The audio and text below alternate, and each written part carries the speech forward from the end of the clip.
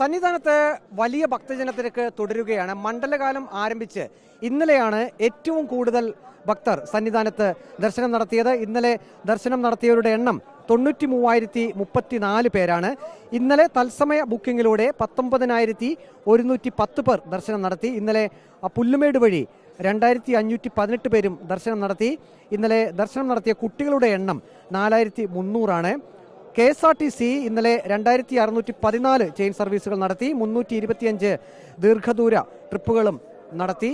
എങ്ങനെയുണ്ട് സ്വാമി, തിരക്കുന്ന എങ്ങനെയുണ്ട്? നല്ല തിരക്കുണ്ട്, നല്ല രീതിയിൽ തിരക്കുണ്ട്. ഭയങ്കര തിരക്ക്, മരക്കൂട്ടത്തിന് ഭയങ്കര തിരക്ക്. ഇപ്രാവശ്യം ഭയങ്കര തിരക്ക്, എല്ലാ പ്രാവശ്യത്തേക്കാളും ഒരു രക്ഷയില്ല. നിന്ന് കാല് വേദനിക്കും.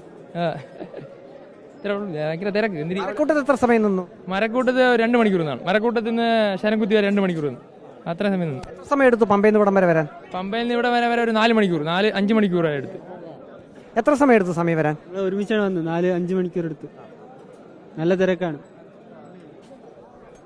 എങ്ങനെയുണ്ട് മലകയറ്റം? എങ്ങനെ ഉണ്ടായിരുന്നു? മലകയറ്റം കുഴപ്പമില്ല.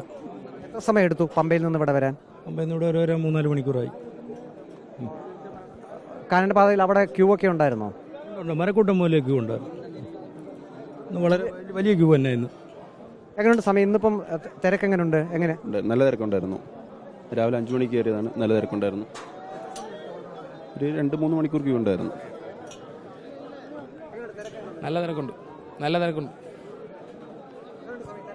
തിരക്ക് നല്ല ഉണ്ട്. ഒരുപാട് നേരം ക്യൂ നിന്നു. 1-2 മണിക്കൂറോളം ക്യൂ നിൽക്കേണ്ടി വന്നു. ഇവിടെ മരക്കൂട്ടത്തിൽ നിന്നാണ് ക്യൂ ഉണ്ടായിരുന്നത്. നല്ല ക്യൂ ഉണ്ടായിരുന്നു.